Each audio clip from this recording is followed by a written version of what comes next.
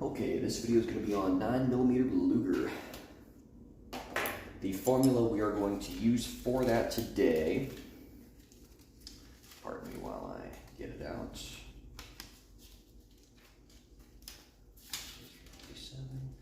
9x19. Okay. I'm using a Magnum small primer, hodgdon CFE pistol. We're going to use 5.3 grains of that today. The bullet we're going to use is a Hornady XTP. It's 115 grains. And the overall length is yet to be determined. So today I'm going to show you how I set the overall length to the actual barrel of the gun that I'm going to be using. So first things first, we'll go ahead and get the press set up. We'll take our shell plate. Oops. Sure it's nice and clean. Shell plate number 8. That's the one you want. Wow, I did not clean this off after I used it last. Reloading is one of those processes you want to be clean, cleanly, neat, and tidy, and it really a derivative of your accuracy is a direct result of that. So go ahead and put a drop of gun oil on 2 of the indents. Set the shell plate down.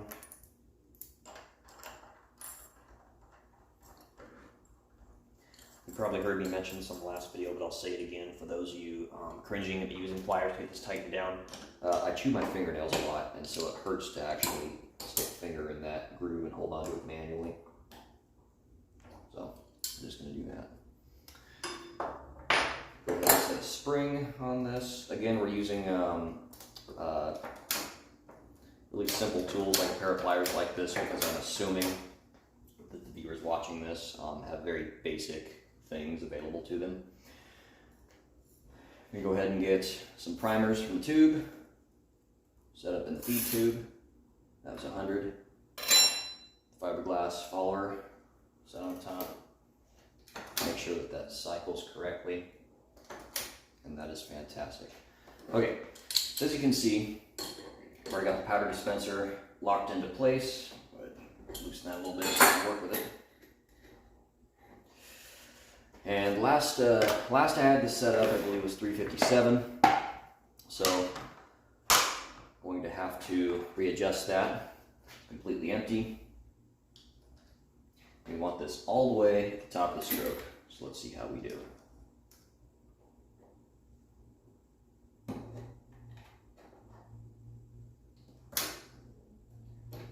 Ooh, not even close. Let's give this like 4 turns down. Okay, it's about half, maybe a little less. See how that did? Almost. That's about 3/4 of the way there. Another 2 turns will do it. Maybe turn and 3/4. Oh, too much.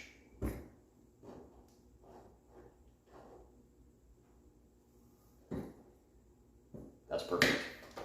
That is exactly correct. Go ahead and cinch this guy down, move him out of the way so you guys can see the actual direction I'm working. So if I had this set for 357 Magnum last, I'm going to be somewhere in the neighborhood of 10 or 12 grains or some crazy number like that. What we're going to want for this is 5.3. So I've already got the tilt scale set up for that. So let's just go ahead and see if I can back this way, way, way off. And set the baffle inside. This is just a once fired casing, nothing too special about it. It's what I'm using to determine the charge. Yes, I see you. Kitty cat's bugging me. Okay.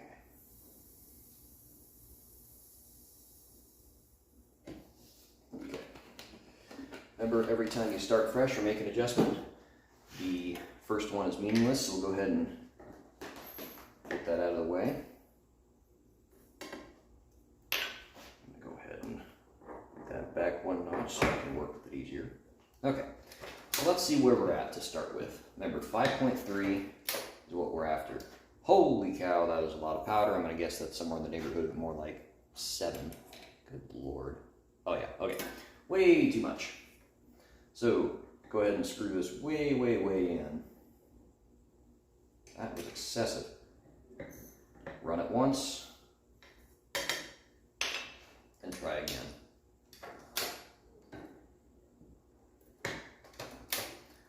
That looks more appropriate. Let's see how we did.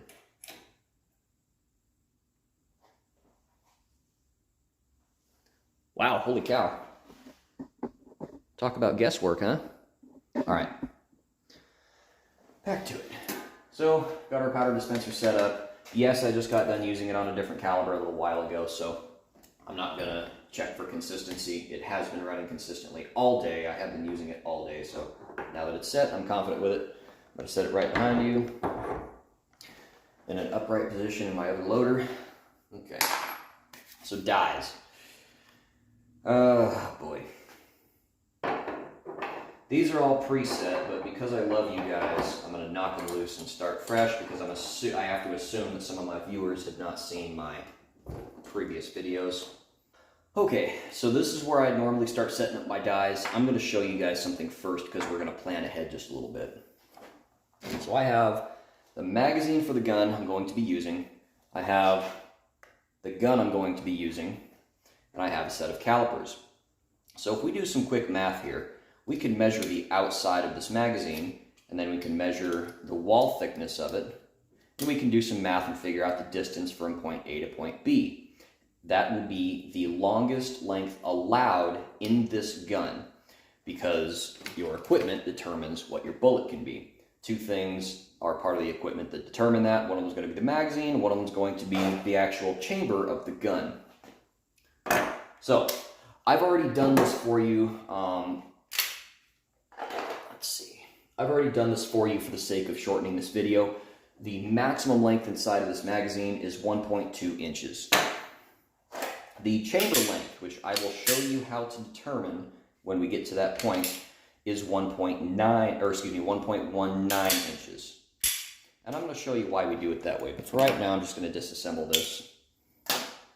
And it's going to go over there. I'm going to keep my barrel close by. And I'm going to show this to you.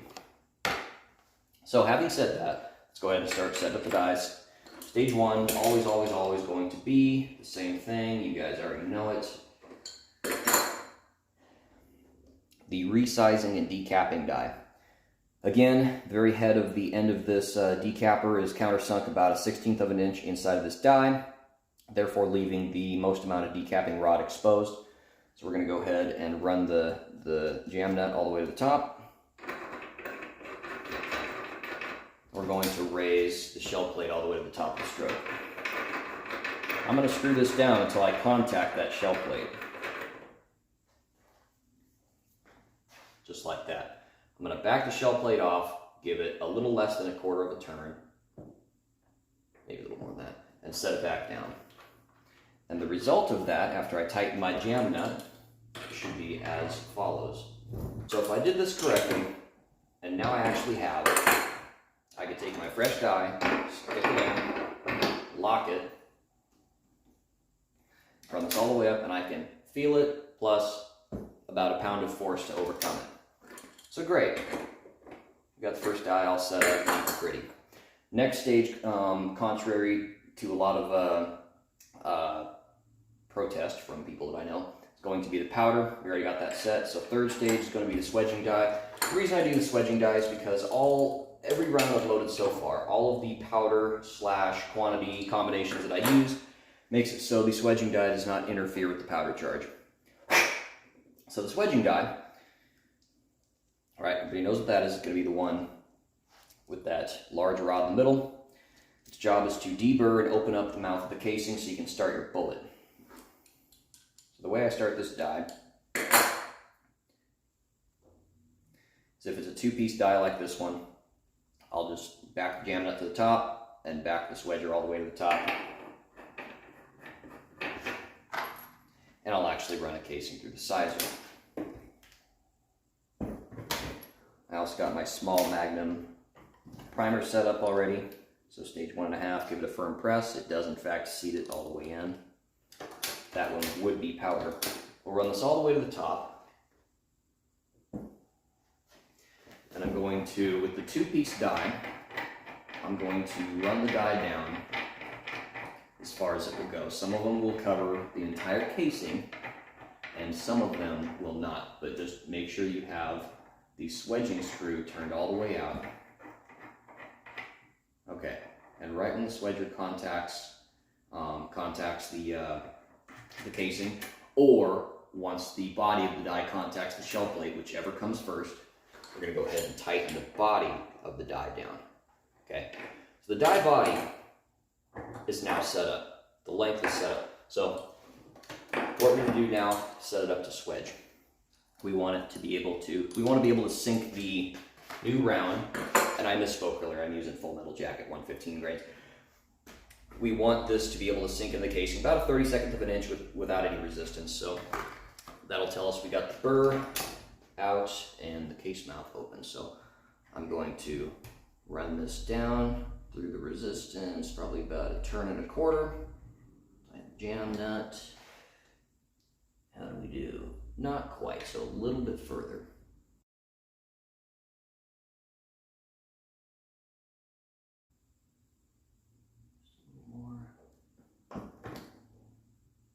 Okay, so I can now start that bullet about a 32nd of an inch. That's perfect. So we're going to tighten down the upper jam nut for the actual swedging screw. Make sure this comes out with our fingers. So for that guy. Okay. So both of those are ready to go. Now what? Well, bullet seater. Okay. Here's the special part. Oh, excuse me. Die bushing. Can't forget that. Kind of need that. Okay.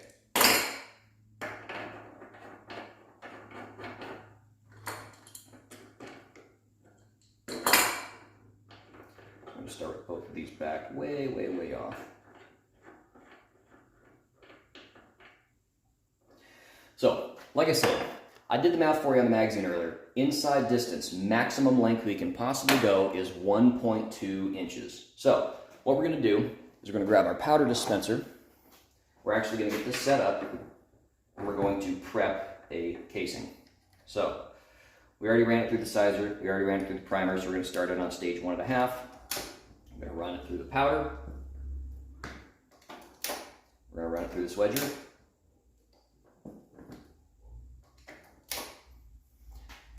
And we're going to run it up into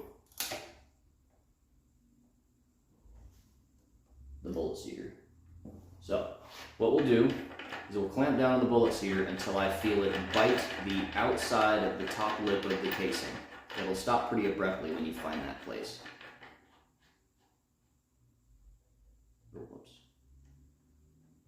Okay. Basically right there, I can actually feel that biting the lip of the casing. I'm going to back that off a quarter turn because we don't need to use the roll crimp. We are in fact using a Lee factory crimp die, which you see here. So I backed off the roll crimp about a quarter of a turn. Okay, so the body of this die is now set. So now I'm going to crank down on the bullet seating screw until I feel the bullets right there. We're going to try and get that guy started just a little bit. Okay, nothing excessive. Just where you can, okay. And we are going to set this to exactly 1.2 inches. So where are we at right now? 1.25. We're not that far off.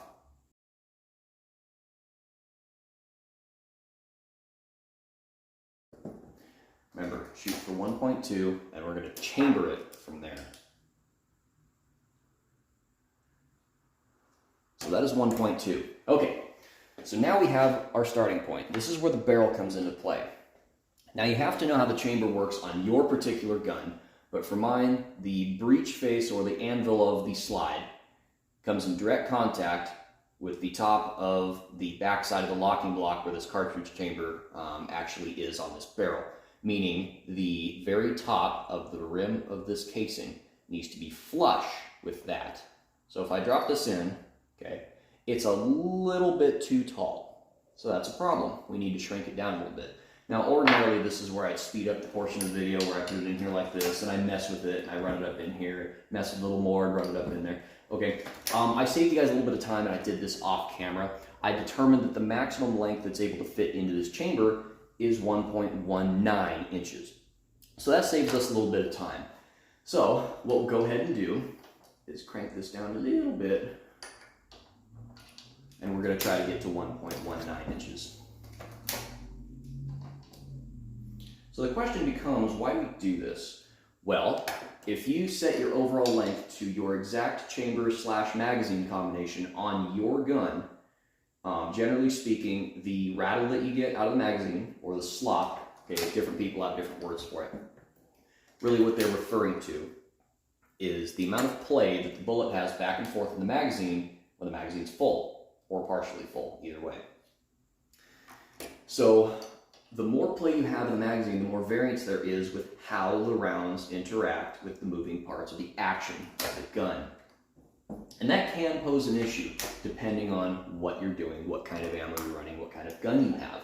So reducing that amount of play in that magazine can reduce that variable. The other thing it does is starting with the bullet touching the inside of the cartridge chamber can be beneficial, similarly to how you would have a higher consistency doing that exact thing in, let's say, a deer rifle or a long-range rifle. You can get better consistency out of a pistol by doing the exact same thing. Okay, that's one reason. The other reason is the peak pressure. I don't want to say peak pressure, but the pressure of the powder as it burns, 1.19. The pressure of the powder as it burns will be more consistent if you start with a baseline of direct contact. So that direct contact of not only the shell inside of your chamber, but the bullet on the inside of right where it starts into the rifling, that will assist with consistency. It'll also burn cleaner, and the combination of those two different effects will cause these to run reliably, consistently, and smoothly. And that is a great benefit for handgun rounds, especially when you're practicing at the range, especially over a distance. We'll get to the point in this video where I'll actually take these to the range and contrast them with factory ammunition. And you'll probably be able to see and hear a difference in the noise that both the action of the gun makes and the round itself. Okay, so very last die, Lee Factory Crimp die. Yes, you can use the roll crimp. No, I don't like doing it because oftentimes different manufacturers of different shells or once loaded mixed in with some twice loaded will have slightly different lengths. The roll crimp is dependent upon case length. The factory crimp die is not, at least within reason. So, same method as usual for the factory crimp die. The first step is going to be to run it down until you can feel the contact with the shell plate.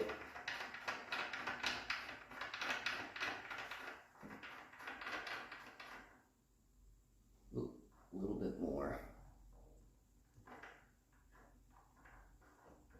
Bingo, right there. Okay. So now I can tighten that down.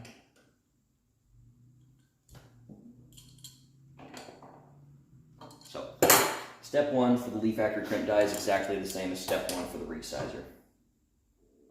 Okay, so the die body is now set. My fingernails in there. Okay. So now for the actual crimp setting. Different people have different methods. I prefer to run it all the way to the top and hold down on the handle and screw this down until I can feel it bite in with about 2 foot-pounds of torque. I'll then back it off and give it, usually with the tapered auto-feeding casings, I'll give it about 3/8 of a turn. And if you've done it right, you'll hear it pop just like that as it comes out.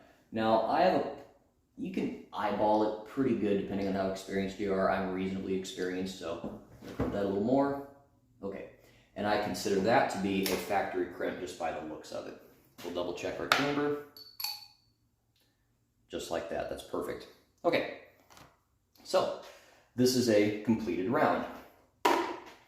So we'll go ahead and grease up a few of them with the old case lube. I use Hornady one-shot so it doesn't interfere with the powder charge.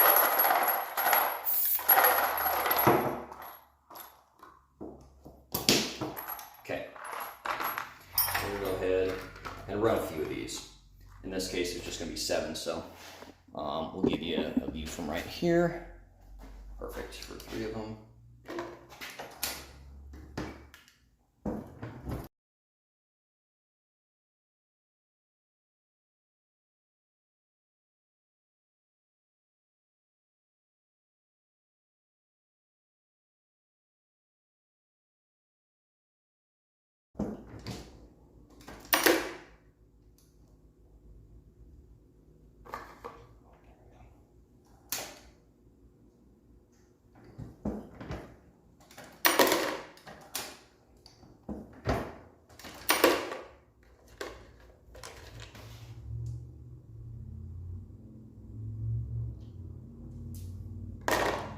Okay, so I'm not going to clean these off like I usually do with the rag because first off, they're just C-grade crap casings that I did for demonstration purposes, and there's only 7 of them. Secondly, I'm going to take them to the range right now and put them on camera for you to see. So let's go to grain.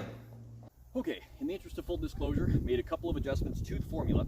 We went from 1.19 inches to 1.17 inches because I had trouble getting the last 2 rounds into the magazine. Also bumped it from 5.1 grains to 5.3. The standard length that I use is 5.1 grains. Here's the deal. Primers, all the same primers. Shells, all the same shells. Powder, all the same powder. Bullets, all the same bullets. And although the powder charges are different, I chronograph these off screen. The velocities are all the same. They're within about 10 feet per second of one another, 10 to 12, and they average at 1125. So what I'm going to do is I'm going to fire these rounds. The 5 on top are the conventional reloads, and the 8 on the bottom are the chamber length reloads. So you guys on camera in real time can see and hear any differences that may occur. So let's see how we do.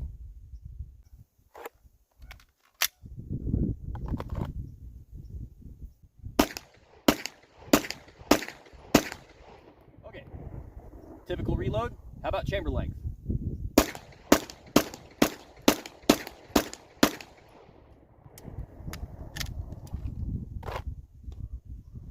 Well, how did we do? I don't know if you guys could hear it or really see it, but I could actively feel, or actually feel, a difference for the chamber length versus the standard length. So, having said that, the feel that I got was slightly less recoil. The main feel I got was a lot less dip in the muzzle upon reset of every shot. The reason I believe that to be is because when the slide follows home and picks up the round that's the chamber length, you get less rebound off the feed ramp and more resistance upon closing the breech. So I believe that that is the reason the action upon the forward stroke smoothed out a little bit. This is a method I've been using for a couple of months now. It seems to work really well, and I actually get a little bit better accuracy out of them too. So regardless of whether or not you're able to see it on camera, there's a reasonably substantial difference that I, with this gun anyway, can actually feel. So takeaways from this: chamber length, way to go.